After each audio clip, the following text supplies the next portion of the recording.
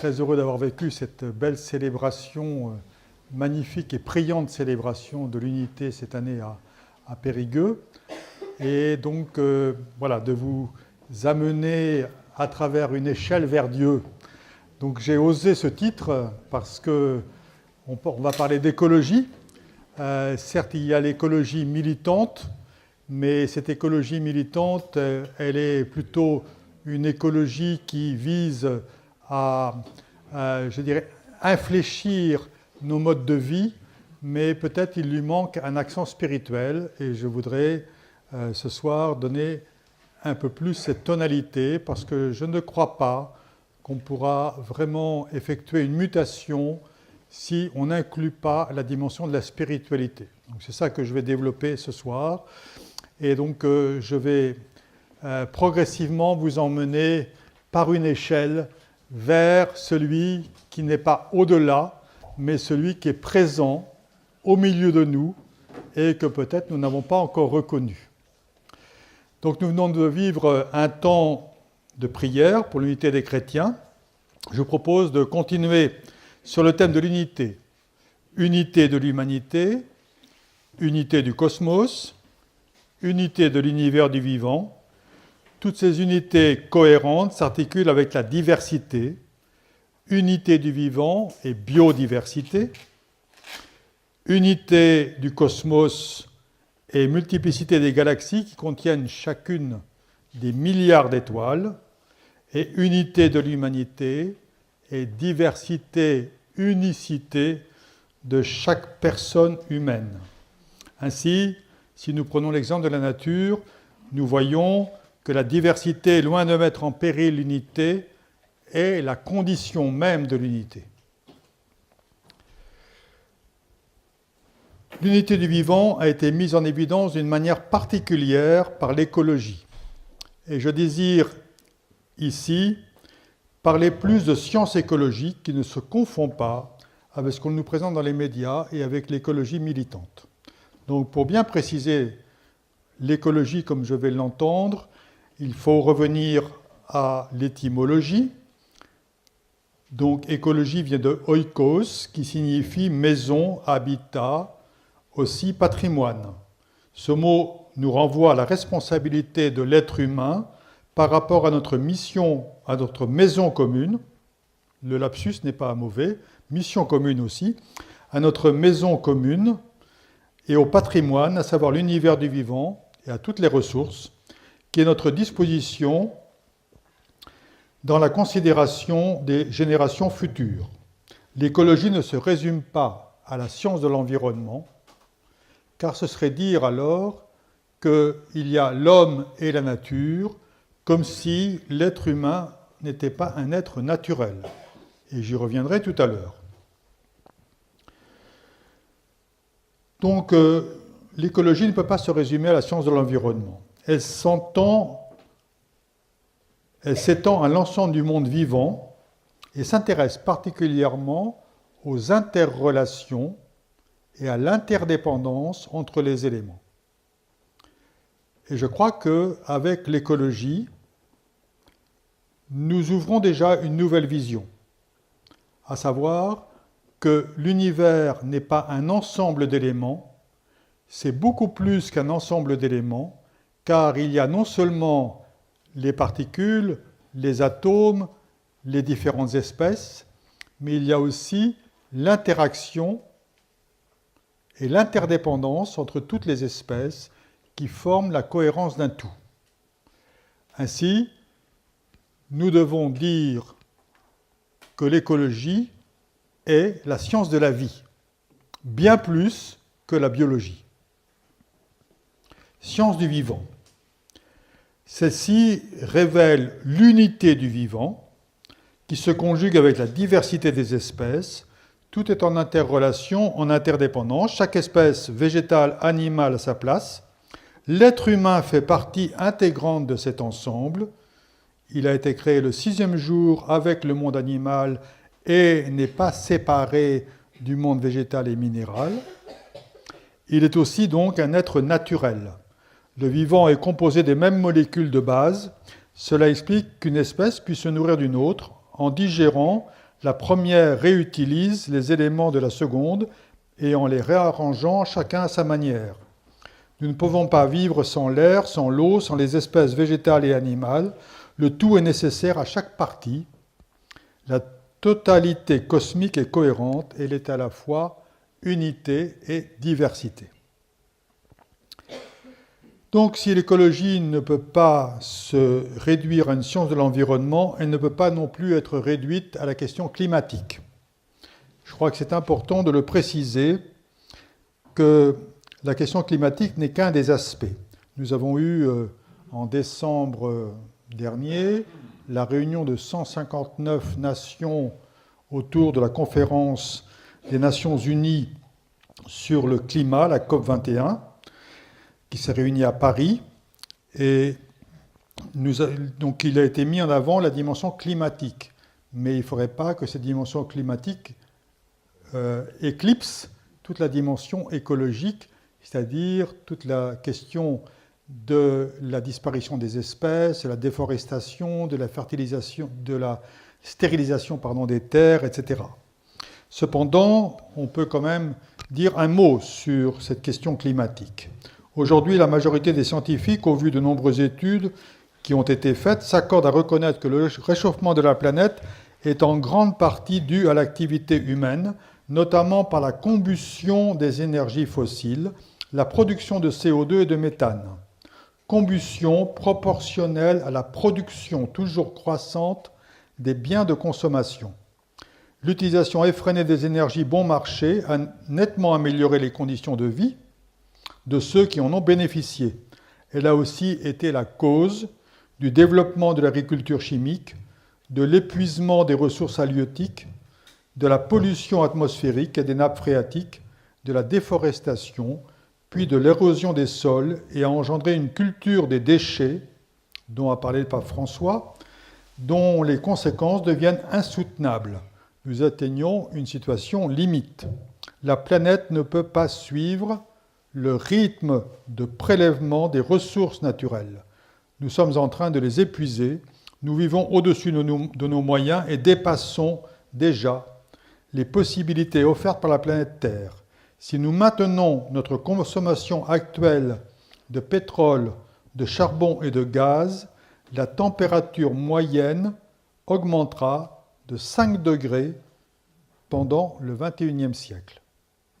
Nous n'avons qu'une seule maison commune dont les limites deviennent incompatibles avec le style de vie prédateur qu'un tiers de l'humanité s'est arrogé au détriment des 2 tiers. Lors de la 21e conférence des Nations Unies sur le climat, il a été clairement établi qu'en fonction des décisions et des applications des décisions, la hausse de la température pendant le XXIe siècle pourrait varier de 1 à 5 degrés. Cette évolution n'est donc pas du tout le fait d'un cycle naturel, mais bien la conséquence de l'activité humaine. La logique consumériste dans laquelle nous sommes inscrits n'est plus soutenable, d'autant qu'elle tend à se mondialiser. Force est de constater que tous les efforts envisagés ne suffisent pas. Les solutions techniques, l'investissement dans les énergies solaires et éoliennes, d'une part, l'encouragement aux économies d'énergie, d'autre part, sont nécessaires et utiles, mais ne peuvent répondre à elles seules aux défis actuels.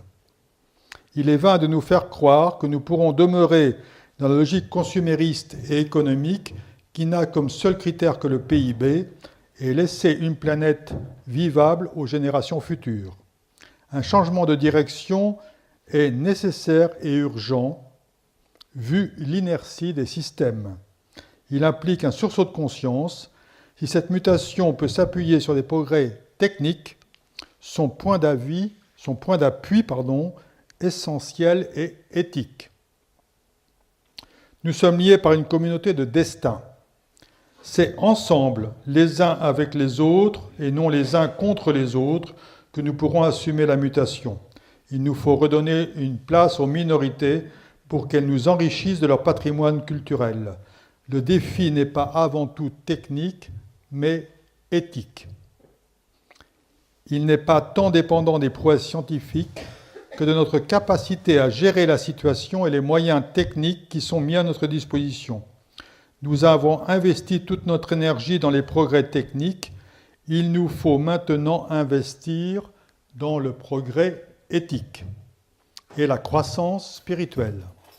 La mutation du monde passe par la mutation intérieure de chaque être humain.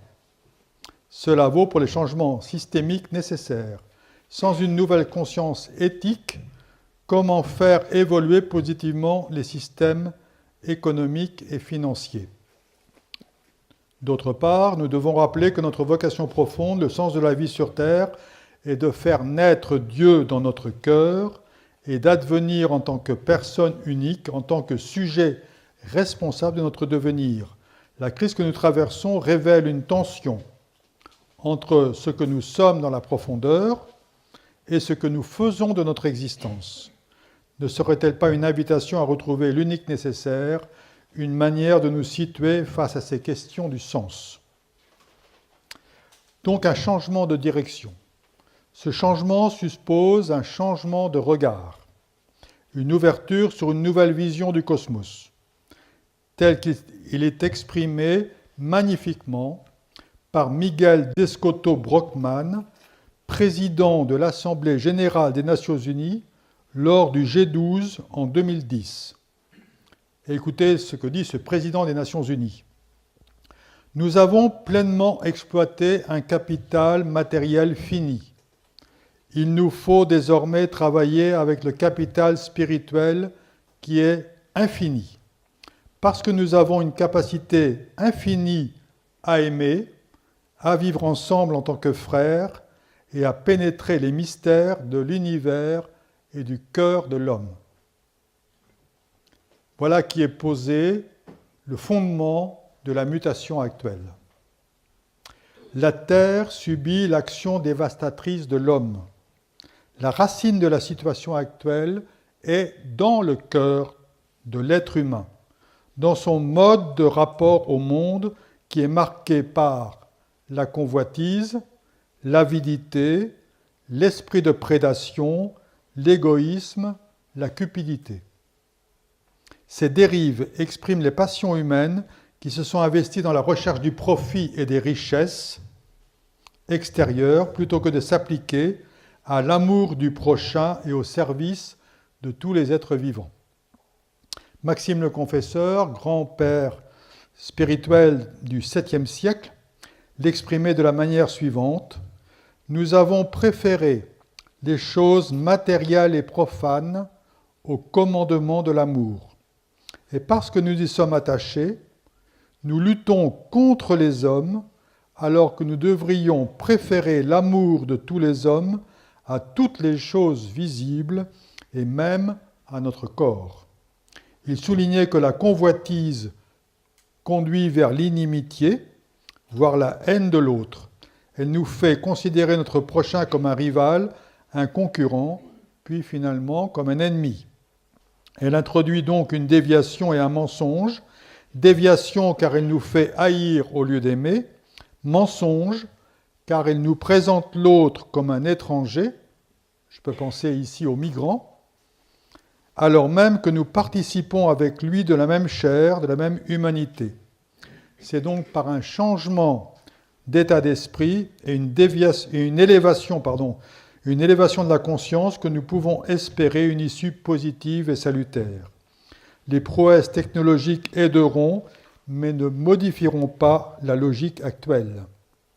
Le militantisme écologique et citoyen est nécessaire, mais insuffisant. Le véritable enjeu est plus profond. Il touche le cœur de l'être humain. Il est spirituel. Nous avons la conviction que la mutation du monde passe par la mutation intérieure de chaque être humain. Les causes de l'impasse actuelle ne sont pas extérieures, mais elles sont intérieures à l'être humain. Elles s'appellent convoitise, avidité, cupidité, désir de puissance, égoïsme. Elle vient du cœur. C'est donc à partir d'un changement de regard, d'une conversion du cœur, que peut se déployer la mutation de nos sociétés vers le respect de la dignité de chaque être humain et vers un ajustement de nos rapports avec la nature. La crise multiforme qui émerge de toutes parts est avant tout spirituelle, avant d'être économique, sociale, écologique et financière. Donc il s'agit de poser un regard différent, un regard d'aurore sur l'univers vivant. La voie spirituelle invite à revenir vers le dedans, vers la profondeur pour se rencontrer soi-même et plus grand que soi en soi. Dès le début de l'Évangile, selon saint Matthieu, Jésus nous montre le chemin. Il nous dit en Matthieu 6,6 « Quand tu pries, entre dans ta chambre, ferme ta porte et prie ton Père qui est là dans le lieu secret. » La prière est donc la voie d'accès à l'intime et à celui qui est mystérieusement présent. Elle favorise une rencontre avec soi pour une rencontre de cœur à cœur avec l'autre, une rencontre d'intériorité à intériorité, d'être à être. Elle opère donc un forage sous la carapace de l'ego pour rejoindre l'être véritable. C'est à partir de l'être et non de l'ego que la mutation vers un autre paradigme se réalisera et que la conscience éthique se développera. La descente vers la profondeur nous fait quitter le rapport passionnel au monde, nous fait prendre de la hauteur et par là provoque une ouverture du regard sur des dimensions plus vastes qui changent notre rapport à la réalité. Notre comportement se règle sur notre vision du monde, c'est pourquoi toute mutation s'origine dans une nouvelle vision. D'où l'importance de la méditation et de la prière, d'où l'importance de la vie spirituelle, d'où l'importance de la référence à l'Écriture sainte. Encore s'agit-il de savoir lire ces paroles.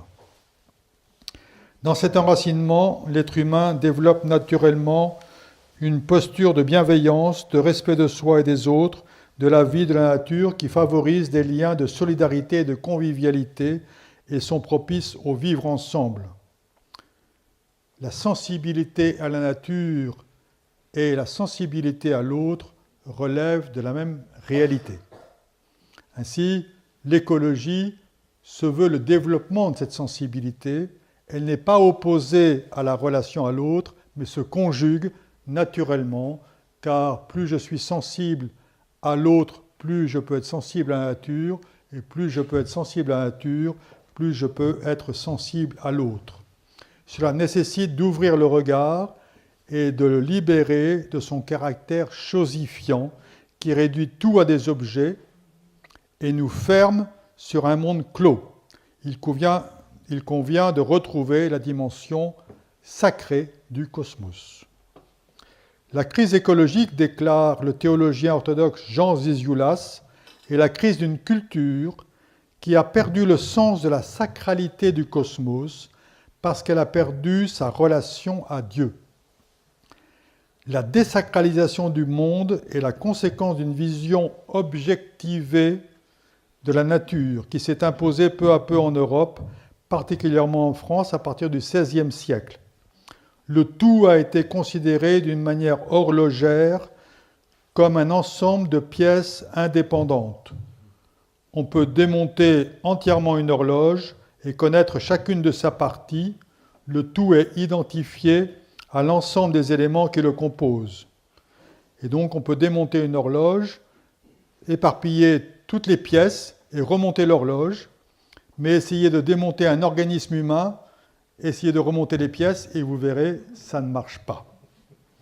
Pour dire que la vision de l'horloge, c'est-à-dire vision mécaniste, est une vision impropre à pouvoir lire la vie. Ce processus de réification a transformé tout ce qui existe en objet, puis en marchandise, le monde matériel, la nature, le vivant. Nous en sommes même à commercialiser les organes humains, l'œil, le rein, le foie. Chosifiant la nature, nous en venons à chosifier l'être humain et à le réduire à une machine, ce qui est tout à fait le projet du transhumanisme. Le monde est devenu un immense magasin de marchandises, un hypermarché où tout s'achète et tout se vend. Tout ce qui existe est objectivé, placé dans un rapport d'extériorité et considéré comme une réalité en soi. Au XXe siècle, heureusement, par les sciences, la physique des particules a mis en évidence la fiction de l'objet, en montrant que tout est interdépendant et que chaque particule n'a d'existence qu'en interrelation avec d'autres particules. Une île, un îlot n'existe pas. La complexité du tout se révèle être beaucoup plus que l'ensemble des parties. Un organisme humain est plus complexe qu'une horloge. Le matérialisme est un réductionniste. Il ne perçoit que l'extériorité de la réalité, que les apparences, et par là nous entraîne dans un monde d'illusions dont on fait commerce. Il est l'expression du monde de l'exil où tout est fragmenté. Nous avons coupé les liens profonds avec la nature, avec l'autre, puis avec nous-mêmes, jusqu'à rejeter Dieu comme une hypothèse inutile selon le biologiste Laplace. L'exil de la profondeur nous a entraînés vers une culture de la superficialité. Ainsi, il s'agit de revenir au fondement spirituel du créé, de reposer une lecture intérieure, spirituelle de la création. Et pour ça, de revenir au fondement biblique. La crise écologique nous pousse à revisiter la parole biblique et à renouveler notre vision du cosmos et par là notre rapport à la nature et au cosmos. Il est utile de préciser que selon le livre de la Genèse, l'homme est un être naturel créé le 6e jour, en même temps que les animaux de terre. Il faut sortir de l'idée dualiste qui situe l'être humain dans un environnement. Une interrelation étroite nous lie avec le cosmos. Nous sommes microcosmos, constitués des éléments cosmiques. Nous ne sommes pas à part du cosmos, mais pleinement participants au créé et aux éléments cosmiques. Ce que nous faisons au cosmos rejaillit donc de facto sur l'humain. Cependant, selon le premier chapitre de la Genèse, l'être humain porte une dimension transcendante, il est créé à l'image de Dieu. Cela signifie qu'il y a en l'être humain une dimension qui échappe à toute emprise cosmique, à tout déterminisme génétique. Il ne peut être réduit à son corps et aux éléments cosmiques ou chimiques qui le constituent. Il est un être naturel, capable de conscience et capable d'ouverture à la transcendance. Il ne pourrait penser l'infini s'il était totalement enclos dans le fini. Avant tout, les pères de l'Église ont fait la distinction entre l'incréé et le créé, entre le créateur et la créature. Ils ont rappelé la dimension transcendante de Dieu, qui est tout autre par rapport au cosmos créé et à l'être humain. Ainsi, l'homme n'est pas de nature divine, mais créé à l'image de Dieu. Cette distinction n'introduit pas un dualisme, elle fait coïncider l'altérité et la parenté entre l'homme et Dieu. À ce titre, je me permets de préciser ce que les chrétiens orthodoxes entendent par image de Dieu. Avant tout, l'homme créé à l'image de Dieu est le reflet de la beauté divine. Avant tout, il est une merveille de Dieu. Dans son être profond sont inscrites les qualités divines, dont l'amour est la synthèse.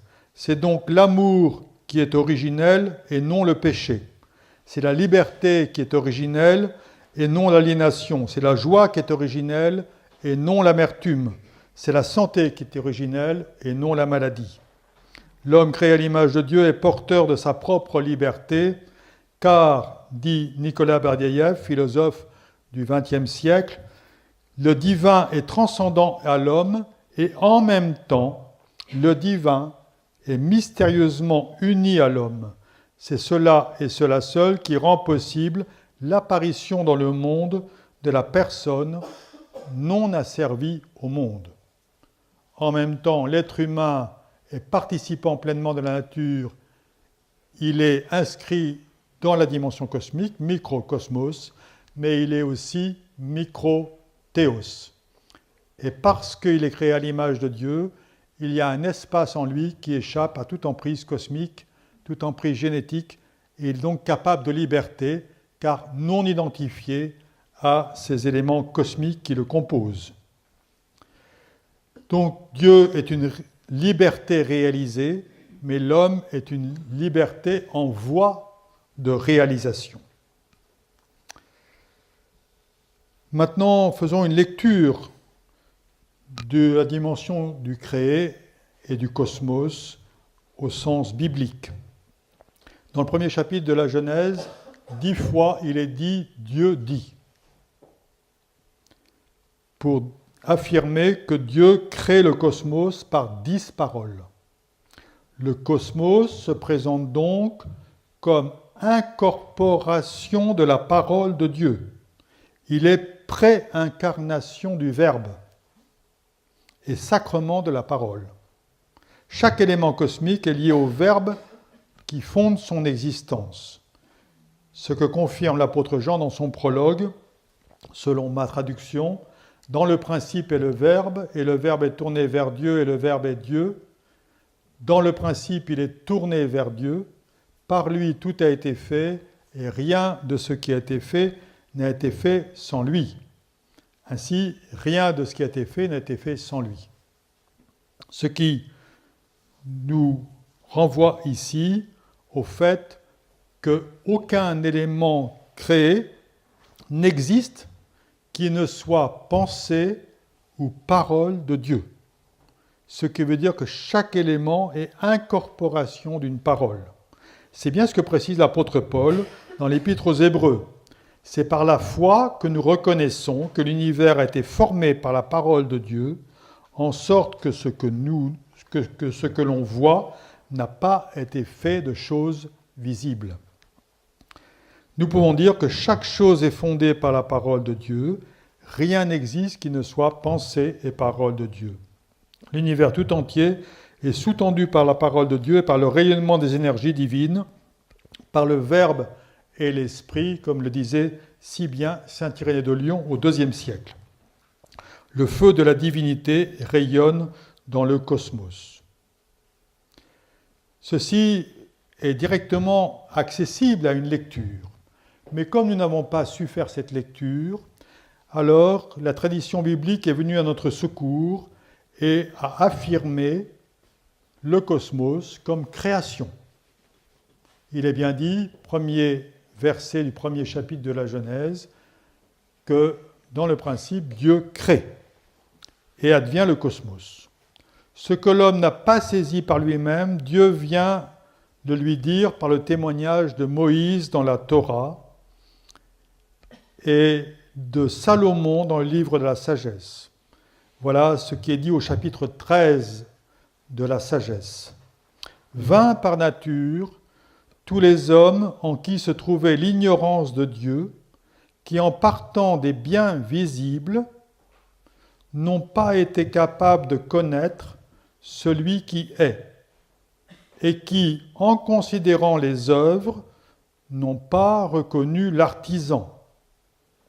C'est la grandeur et la beauté des créatures, car la grandeur et la beauté des créatures font par analogie contempler leur auteur. » Voilà l'échelle.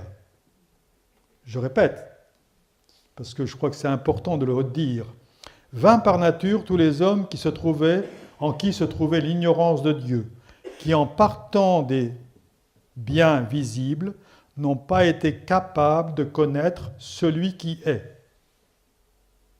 et qui, en considérant les œuvres, n'ont pas reconnu l'artisan. Donc en passant par les œuvres, on peut aller vers Dieu. En passant par la création, on peut entrer dans une connaissance de Dieu.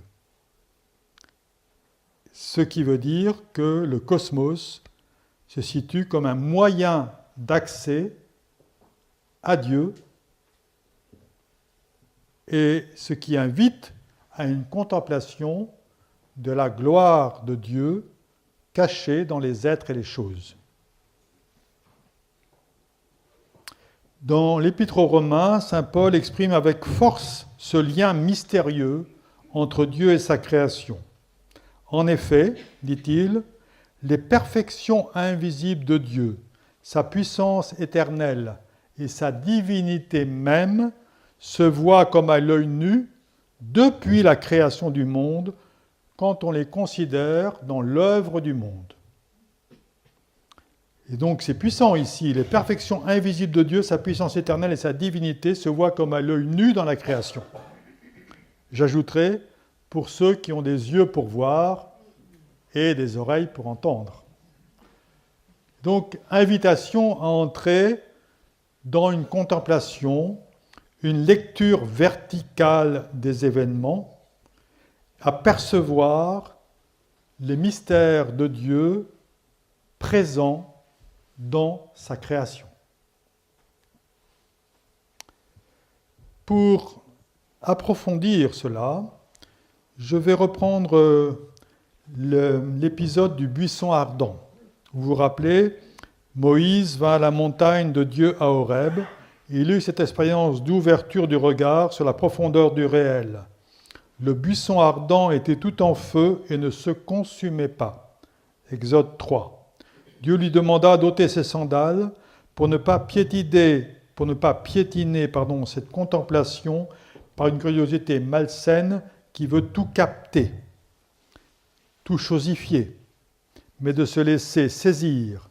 Pour contempler ce mystère comme Moïse, nous sommes appelés à nous dépouiller des regards chosifiants, de nos projections mentales, de nos rationalités objectivantes pour accéder à une autre perception. Invitation à ouvrir notre regard au-delà de nos préjugés, de nos concepts, et accepter de se laisser saisir, de se laisser toucher, d'écouter, de contempler, sans idée de récupération. En simplicité, accueillir la découverte du cosmos comme une théophanie, c'est-à-dire une manifestation de Dieu. Le buisson ardent nous enseigne que le cosmos visible est la parure de l'invisible. Ce que l'on voit du cosmos n'est que l'apparaître des choses. Les apparences sont le voile d'une réalité plus profonde qui n'est pas perçue par celui qui a des yeux, qui n'a pas des yeux pour voir ou des oreilles pour entendre. Ce faisant, l'homme enfermé dans l'apparaître et l'extérieur des choses, limité aux apparences, n'a pas accès à la révélation naturelle. Il s'agit d'entendre ici la révélation de Dieu au sein de la nature. Peut-être on avait cru que Dieu était transcendant et étranger au cosmos. Il est derrière les nuages, disait Nietzsche. Comment on pourrait ici affirmer que Dieu est dans le cosmos? C'est toute la question de la transcendance de l'immanence. Cette question, elle a été méditée profondément, en particulier par des pères de l'Église, et Saint Grégoire Palamas, au XIVe siècle, à la suite de Saint Basile le Grand, père cappadocien, nous dit que les deux choses peuvent se conjuguer. Dieu est transcendant, tout à fait étranger au cosmos, et il transcende toute sa création, et en même temps, il est mystérieusement présent au sein de sa création. Et Saint Grégoire Palamas a fait la distinction entre l'essence divine, inaccessible, inconnaissable, transcendante, et les énergies divines et la parole, le Verbe qui rayonne au sein du cosmos. Ainsi, on doit distinguer entre l'essence et les énergies. Pour donner un exemple, le Soleil est inatteignable. La chaleur du Soleil, c'est plusieurs millions de degrés. C'est inaccessible. Mais nous avons tous l'expérience de la chaleur et de la lumière du Soleil. C'est une métaphore pour dire que nous avons tous l'expérience possible de Dieu. Nous pouvons participer de ces énergies, mais Dieu, en ce qu'il est, reste mystérieux et transcendant. Ainsi, le buisson ardent nous montre que Dieu se révèle au sein de la création, ce qui a été confirmé par les citations que j'ai dites précédemment de l'apôtre Paul. Ainsi, la Bible nous montre le sens du cosmos par le dévoilement du projet divin. Elle est par excellence le livre du sens, pour dire que pour celui qui s'émerveille, pour celui qui sait être dans l'action de grâce et la gratitude, tout peut prendre sens. Et la création recèle partout des significations. Nous entrons ici dans la dimension symbolique, mais encore faut-il préciser ce qu'est le symbole, car souvent il est réduit au signe. Le symbolisme chrétien n'exprime rien d'autre que l'union sans confusion en Christ du divin et de l'humain, dont le cosmos devient le lieu du dialogue. Le fondement de tout symbole est le Christ lui-même, qui est vrai Dieu et vrai homme. Présence du Créateur dans sa créature, sans que les deux ne puissent jamais se confondre. Tout est récapitulé dans le Logos. La lecture symbolique est contemplation de la gloire de Dieu cachée dans les êtres et les choses, perception de l'invisible dans le visible, de l'impalpable dans le palpable. Depuis la création du monde, les choses invisibles sont contemplées à travers les créatures, nous dit l'apôtre Paul. Ce que Dieu a d'invisible est rendu manifeste par les choses visibles. Ce qu'on ne voit pas par ce qu'on voit. Il nous montre ainsi que ce monde visible contient un enseignement sur le monde invisible et que cette terre renferme certaines images des réalités célestes. Donc nous voyons ici qu'au lieu d'exploiter la nature, nous sommes invités à vivre la nature comme une échelle vers Dieu, un moyen d'entrer en dialogue avec Dieu et de découvrir les mystères de Dieu présents dans sa création. Le cosmos est un océan de symboles, disait ce grand spirituel du 7e siècle, saint Isaac le Syrien. Le symbole désigne la présence du symbolisé dans le symbolisant. C'est le symbole qui rend compte de la vraie réalité. Son fondement est l'incarnation du Verbe, de la parole. Le symbole n'est pas une comparaison, mais l'expression de la relation ontologique avec le Créateur. Le Christ est lui-même l'intériorité de tout ce qui existe. Il est le Verbe fondateur de tout ce qui est. Par lui, tout a été fait et rien de ce qui a été fait n'a été fait sans lui. Donc toute créature est l'expression d'une parole qui la fonde. Ainsi, le cosmos se révèle espace d'un immense dialogue. Des paroles sont adressées à l'être humain, elles attendent d'être accueillies, de trouver un écho. Ces paroles ne sont pas forcément verbales au sens où nous l'entendons avec des mots, mais le cosmos nous parle. Quand nous nous promenons dans la nature, nous pouvons être touchés par un coucher de soleil, touchés par une plante, émerveillés devant une fleur, ou devant la beauté, et c'est un langage poétique qui nous permet d'accéder au mystère du pétillement ou bien de ce qui palpite derrière les apparences et qui nous font toucher la dimension du rayonnement de la présence divine dans le cosmos. Ainsi, le cosmos peut devenir un lieu dialogal, c'est-à-dire le lieu d'une relation vivante avec l'artisan de la création, comme disait tout à l'heure le livre de la sagesse. Et nous voyons ici que nous avons à approfondir cette lecture, car dans un univers où nous sommes imprégnés de rationalisation, nous avons perdu cela. Et peut-être il s'agit ici de redécouvrir par l'émerveillement le fait qu'il y a une profondeur dans le cosmos et que la profondeur du cosmos, c'est Dieu lui-même. Savoir lire pourrait être ici la vraie acception du mot religion. En tout cas, tel qu'il en tout cas celle qui peut faire sens pour nous aujourd'hui. On fait généralement procéder étymologiquement ce mot religion du terme latin religare que l'on traduit par relier. La religion nous donne la possibilité de nous relier au divin par les rites. Les rites nous éveillent au mystère. Ils sont une première initiation. La maturation spirituelle nous conduit à reconnaître une autre étymologie tout aussi légitime, religere, qui nous invite à une lecture verticale, non celle horizontale des phénomènes et des faits divers, mais une lecture signifiante qui fasse sens. Lecture verticale qui permet de déceler en la création un moyen d'accès à Dieu. La créature ou la création comme échelle vers Dieu.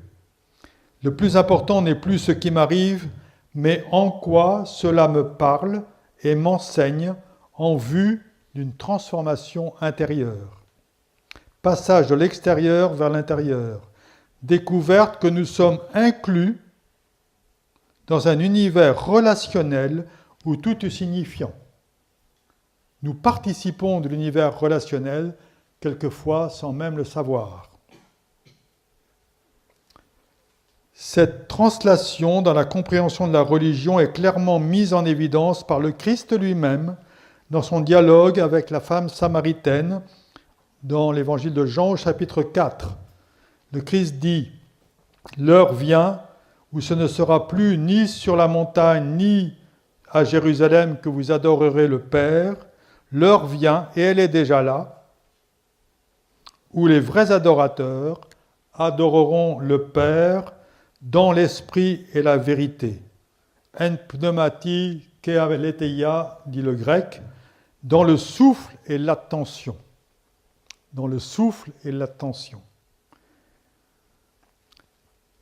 Ainsi, nous sommes invités à reconnaître la gloire de Dieu cachée dans les êtres et les choses, à lire et célébrer cette présence multiforme du Verbe, du Logos, dans les éléments cosmiques qui éclatent dans la diversité des minéraux, végétaux, animaux et se synthétisent en l'être humain. Cette diversité riche des multiplicités et des multiples spécificités exprime l'écho de la parole divine et de la présence divine. Cela nous amène, je ne sais plus combien j'ai de temps, encore un petit peu. Bon. Cela nous amène à considérer une nouvelle facette de l'écologie. L'écologie, mais éco, c'est E-C-H-O. L'éco, E-C-H-O, qui fait écho, c'est-à-dire la science des réverbérations de la présence de Dieu dans le cosmos.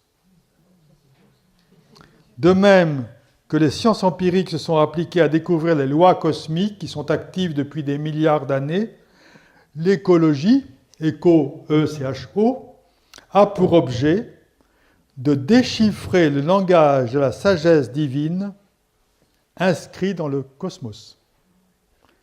A pour objet de déchiffrer le langage de la sagesse divine inscrit dans le cosmos.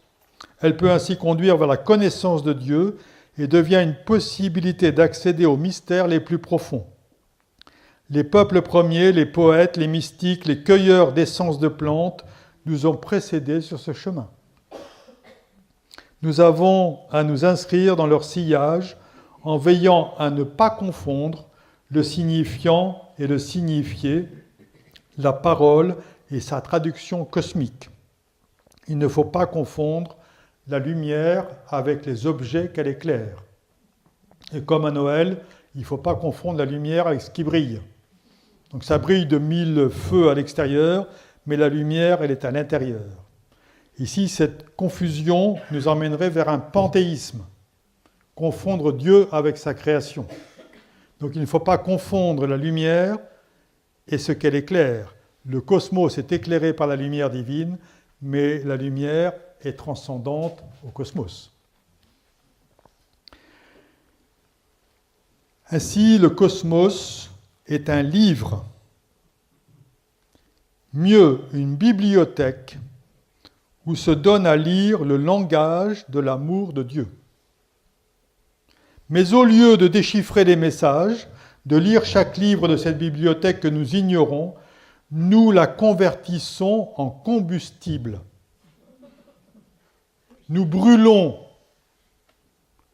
les énergies, mais aussi nous réduisons la diversité des espèces et nous réduisons même des espèces que nous ne connaissons pas encore. Avides de posséder toujours davantage, inscrits dans une vision matérialiste qui réduit le vivant à une collection d'objets vite transformés en marchandises, nous brûlons toute l'énergie du monde et alimentons avec frénésie la logique production-consommation qui est énergétivore. Depuis 2 siècles, les pays occidentaux ont prospéré grâce à l'énergie bon marché, puis ont entraîné à leur suite tous les pays de la planète. Nous consumons les énergies fossiles, nous brûlons les forêts, nous stérilisons les sols avec des produits chimiques, nous épuisons les ressources naturelles et détruisons les écosystèmes pour produire toujours plus de calories ou de marchandises, mais nous perdons des informations précieuses, des verbes, des logos, c'est-à-dire nous perdons ici les expressions cosmiques de la présence divine.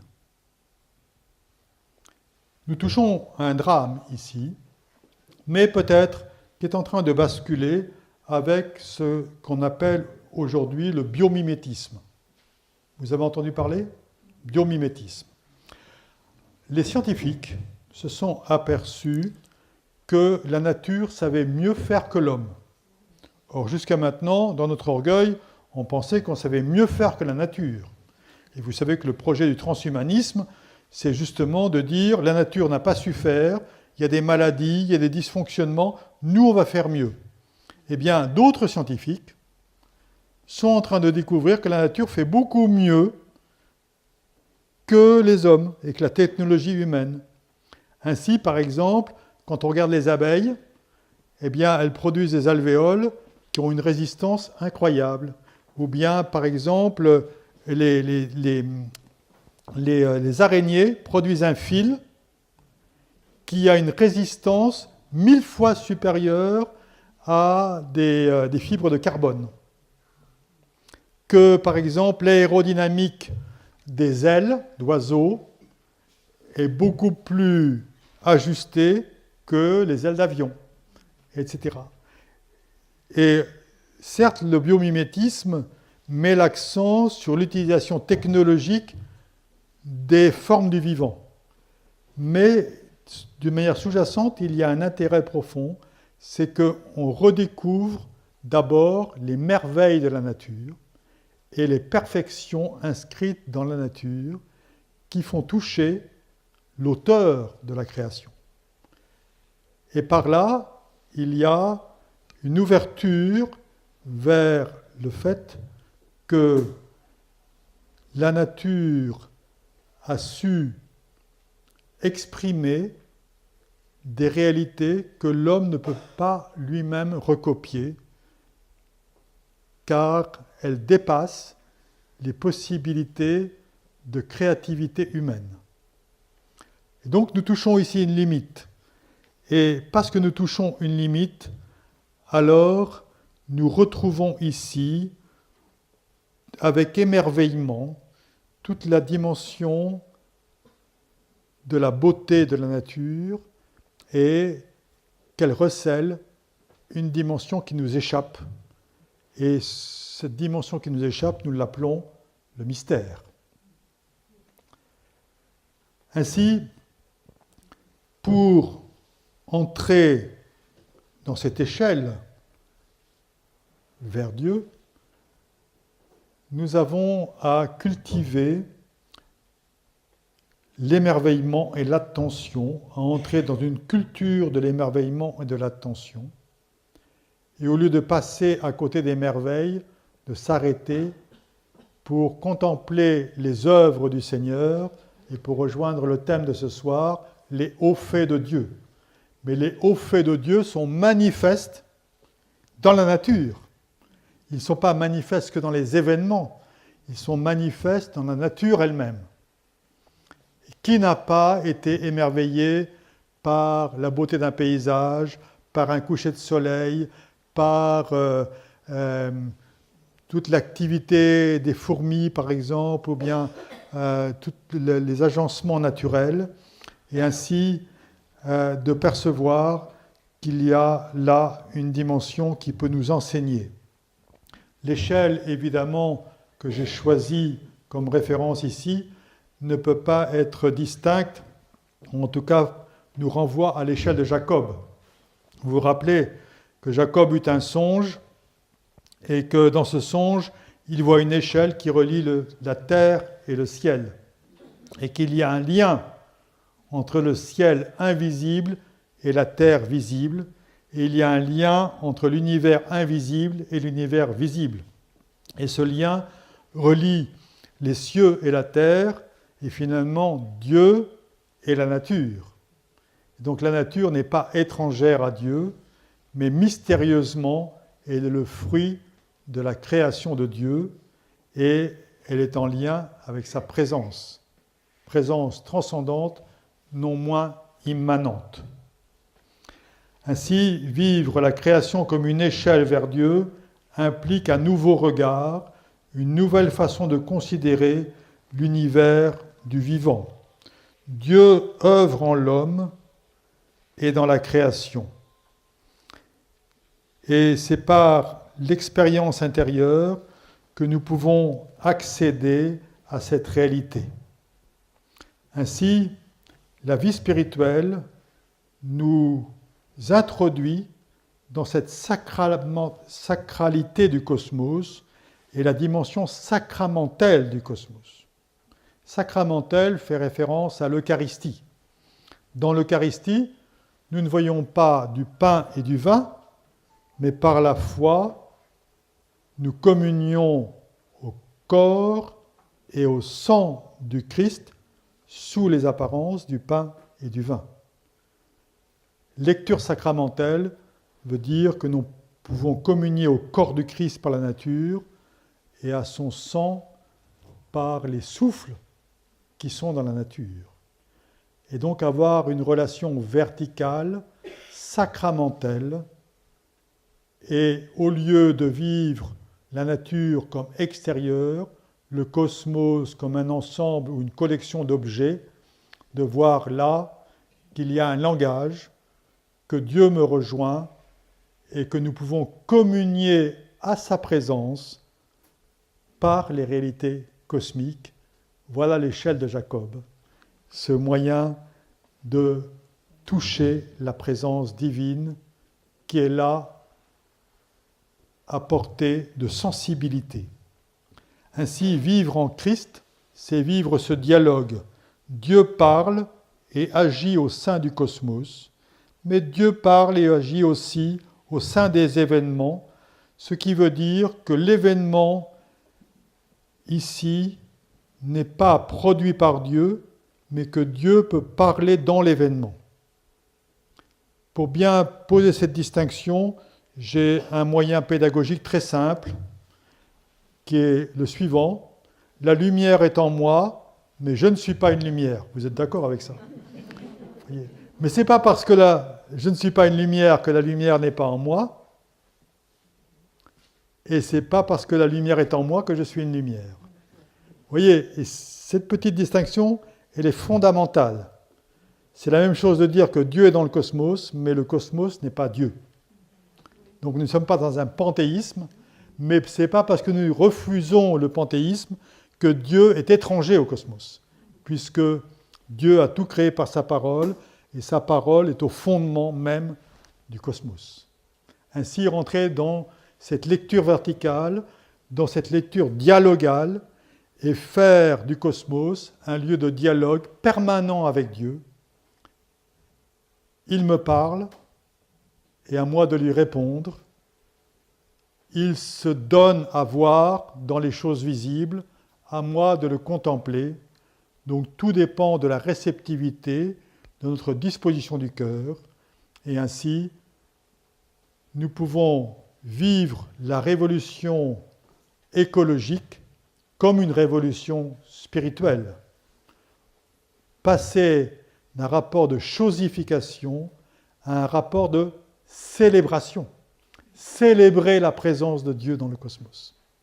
Ainsi, à la manière de Teilhard de Chardin, le cosmos devient un lieu de célébration. L'autel de la célébration, c'est chaque élément cosmique. Et donc, chaque élément devient un moyen d'accès, une échelle vers Dieu. Ainsi, non seulement le cosmos, mais tous les événements ont un message à délivrer, et pour celui qui sait lire et entendre,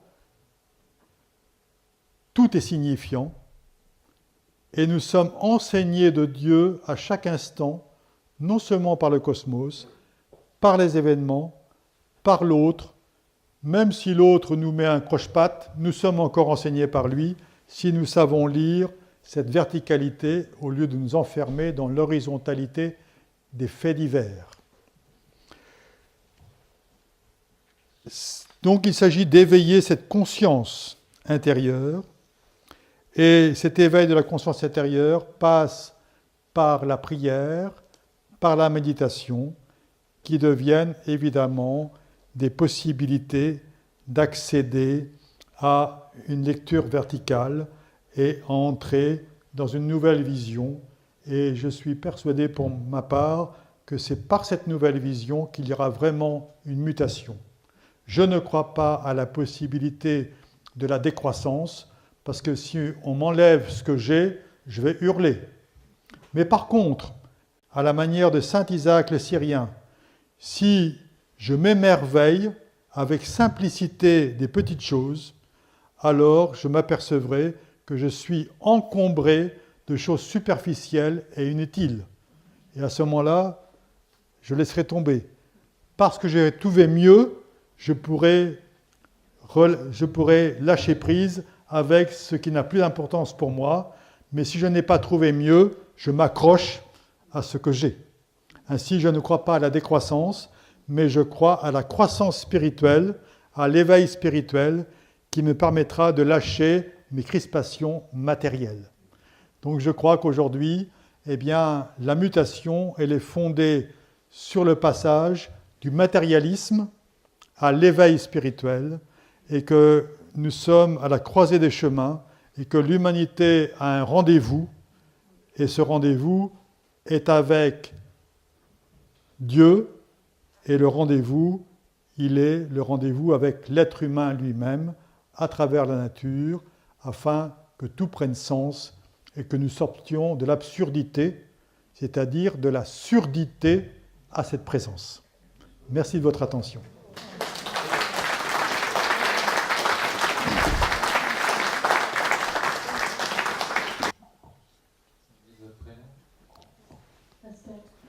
Je voulais juste une précision sur le lieu du G20. Le lieu du G20 ? Oui. Le lieu du G20, c'était où déjà ?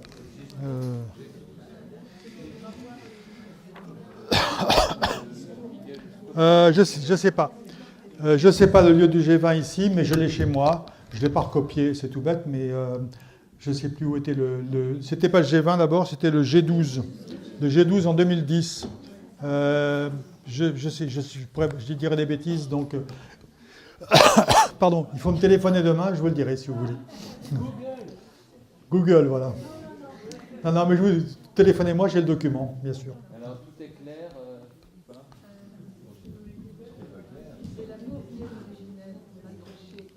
Voilà. Peut-être. L'amour qui est originel, c'est pas le péché qui est originel. Voilà. Oui, vous avez eu cette phrase. Oui, oui. Oui, je vais dire. L'amour qui est originel, ce n'est pas le péché qui est originel. Voilà. Voilà, je trouve ça très important parce que vous savez que le péché originel est arrivé par saint Augustin au IVe siècle. C'est une notion qui était tout à fait inconnue des milieux chrétiens avant le IVe siècle. Et saint Augustin, il a voulu répondre à une hérésie, en fait à une déviation, mais il l'a répondu d'une manière un peu excessive. Et ce qui nous a valu le mot de péché originel. Mais si on dit que c'est le péché qui est originel, alors nous disons que le péché a une dimension ontologique, ce qu'il n'a pas. Parce que le péché n'est pas lié à la nature, le péché n'est pas substantiel, le péché est lié à notre liberté, à la mauvaise orientation de notre être. Donc c'est dans le mouvement de la liberté qu'est le péché. Mais à l'originel, il n'y a pas le mouvement. À l'originel, il y a ce qui est au fondement, c'est-à-dire la réalité ontologique fondamentale. Et la réalité fondamentale en nous, ontologique, c'est quoi? C'est l'image de Dieu. Mais si on dit que c'est l'image de Dieu, ce n'est pas le péché. Car si on dit image de Dieu, ça ne veut pas être le péché, puisque Dieu n'est pas pécheur. Donc, en fait, ce qui est originel en nous, c'est l'image de Dieu.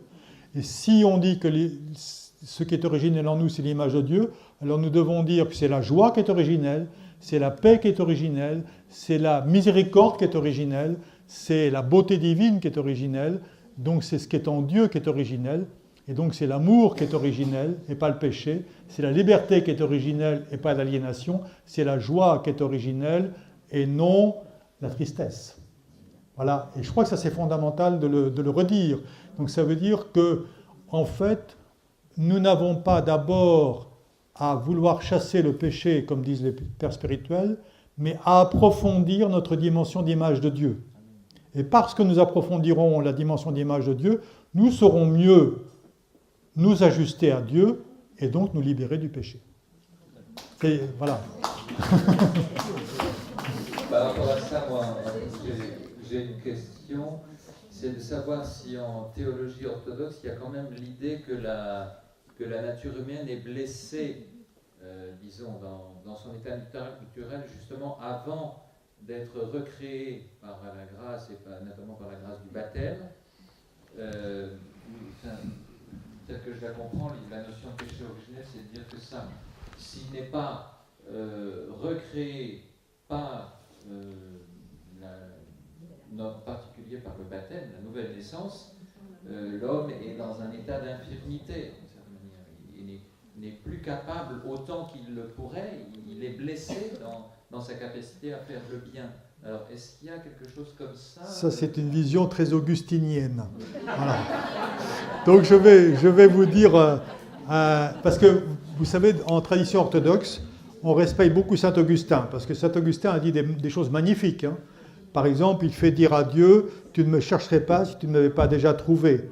Ou bien, comme une autre parole de Saint-Augustin, c'est la source a soif d'être bue. Et je pourrais vous en citer plein comme ça. Il a dit des choses magnifiques. Mais en tradition orthodoxe, on considère qu'aucun père de l'Église n'est parfait. Seul Dieu est parfait. Donc, il s'agit de prendre l'ensemble des pères et de voir en quoi ils se confirment les uns les autres. Et quand un père a dit quelque chose que l'autre n'a pas confirmé, alors on le laisse de côté. En particulier le péché originel. Voilà. Donc, maintenant, sur ce que vient de dire Père Martin, je dois dire la chose suivante. Vous voyez que dans ce qu'a dit Père Martin, alors il parle de nature de l'homme qui est blessé. Mais ça veut induire une dimension substantielle dans la nature qui serait blessée. Et nous disons non. Je vais vous donner un exemple. J'ai un ami qui est un très grand physicien et qui me dit, Père Philippe, écoute, là, il faut que tu m'éclaires sur une chose parce que ça m'agace. Alors je dis, vas-y. Il me dit, voilà, j'ai sondé l'infiniment grand avec les grandes lunettes et j'ai vu que des merveilles. Merveilles cosmiques, les spirales des galaxies, enfin les choses magnifiques. J'ai sondé l'infiniment petit, tout est absolument extraordinaire, c'est un spectacle extraordinaire.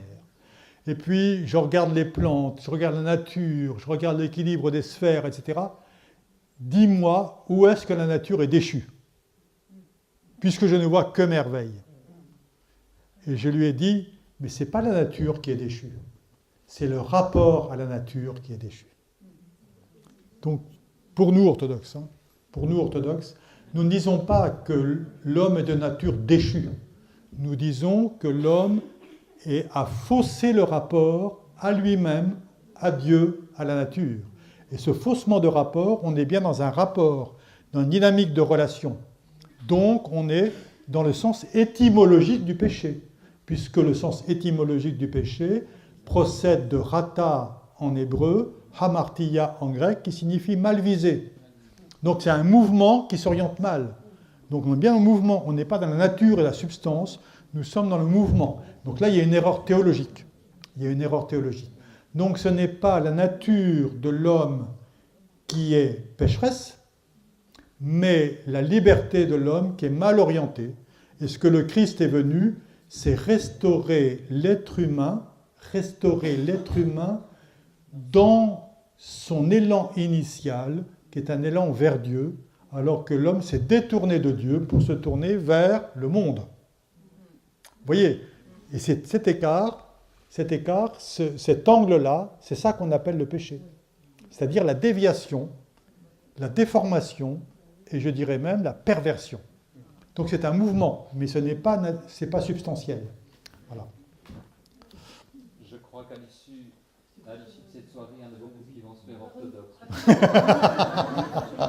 Bon, j'ai gagné. Moi, c'est très simple. Je vais écrire maintenant écologie avec un H. Ah ouais.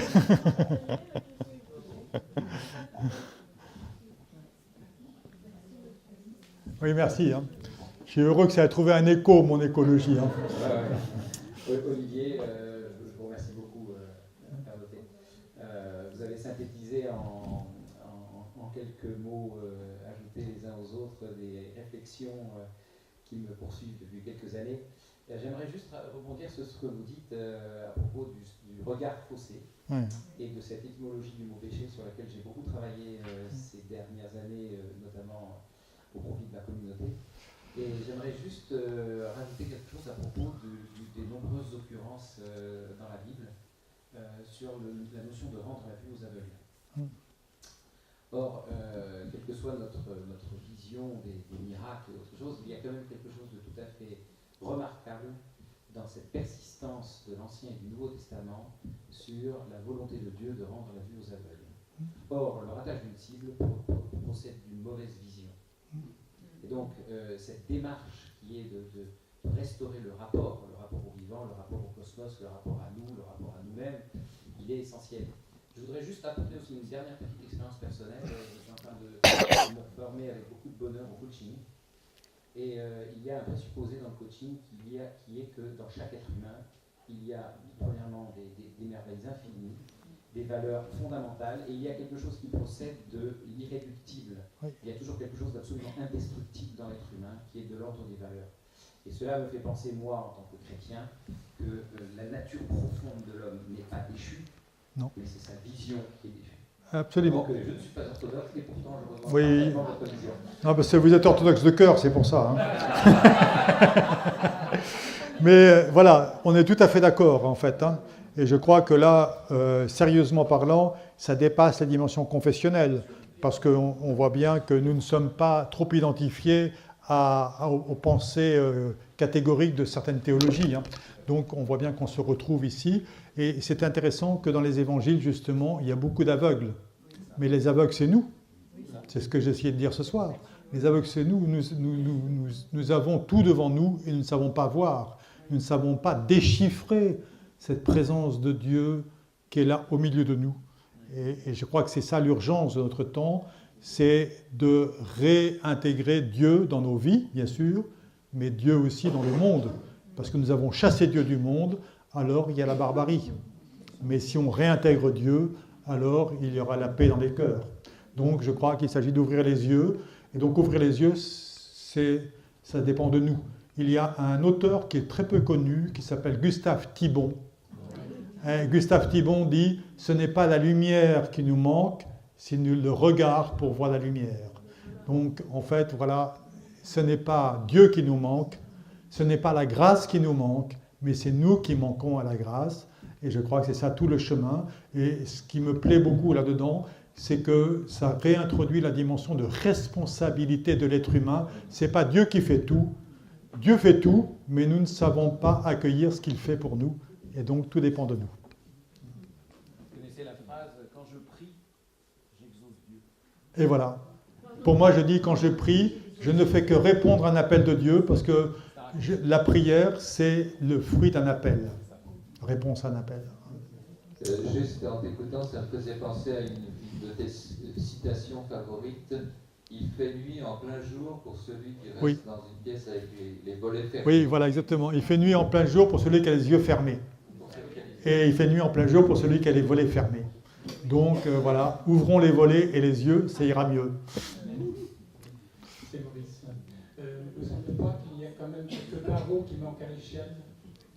Allons-y. Oui, mais je ne sais pas, dans le cosmos, quand je regarde notre nature, il y a comme des choses qui ne paraissent pas si parfaites que ça. On voit le monde animal, comme il est cruel. Quand on voit les volcans, les tremblements de terre, ça ne porte pas forcément à voir Dieu en cela. Enfin, il me semble que cette échelle est le message un peu brouillé.